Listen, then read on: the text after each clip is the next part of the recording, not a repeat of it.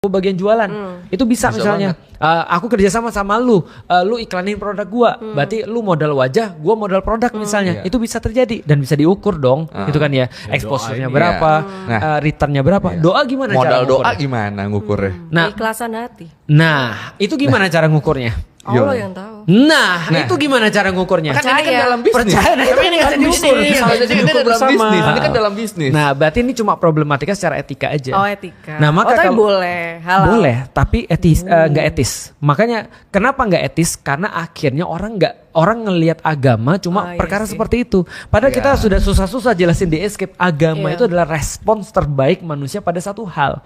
Itu agama tuh. Artinya contoh ya, ketika misalnya Koi mencari harta yang halal buat anak-anak itu syariah. Koi menghindari ditipu itu syariah. Koi bilang bahwasanya orang sholat belum tentu soleh itu syariah.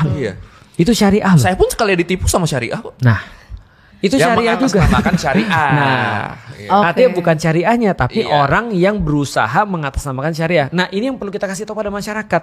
Problem solving itu harus melibatkan sesuatu yang bisa diukur. Karena kalau dia melibatkan sesuatu yang bisa diukur, namanya bukan problem solving, itu nambah masalah. Itu nambah problem, bukan problem solving. Oh, berarti boleh jual doa. Gak etis. Tapi gak etis doang kan? Gak etis. Tapi boleh. Boleh. Oke. Bisnis baru guys.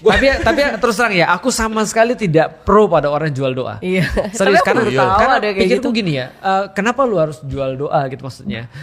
Cari Aku secara duit. pribadi, betul. Aku secara pribadi ya, aku melihat orang-orang lain itu bisa jadi doanya lebih makbul atau lebih bisa diterima oleh Allah daripada aku. Nah, makanya di dalam Islam ada terus kemudian aturan yang lain. Kata Rasul, doakanlah saudaramu di saat mereka nggak tahu. Karena waktu itulah doamu tuh melesat ke langit dan diterima oleh malaikat. Dan malaikat ketika mendengarkan doa itu, maka dia berkata, amin, amin bagimu yang demikian. Contoh misalnya aku bilang ya Allah buat Koi kaya ya Allah. Itu berarti ketika aku doa begitu di bulan Ramadan kayak gini nih misalnya nih, maka malaikat akan bilang amin amin ya Allah semoga bagimu juga. Itu katanya para ulama adalah cara terbaik untuk bisa mendoakan orang lain dapat pahala dan sekaligus dapat doa yang sama. Jadi harus diam-diam. Iya diam-diam lebih bagus karena tadi malaikat nerima. Karena kalau lu diam-diam otomatis lu nggak punya motif dong. Iya. Orang yang mendoakan orang lain diam-diam Gak punya ikhlas pasti. Iya, nggak punya motif diem, duit kan? dong. Yang lu bilang tadi ikhlas. Iya. Lagian doa dan ekspektasi menurut gue gak go hand in hand.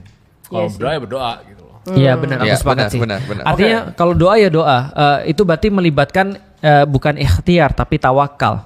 Tapi kalau usaha itu melibatkan ikhtiar bukan tawakal. Apa arti tawakal? Nggak tahu, itu next episode ya. Enggak.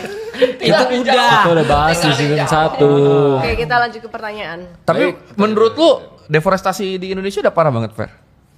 Pembakaran hutan. Ya udah parah banget, enggak pembakaran. Ya pokoknya hutan dihantam tuh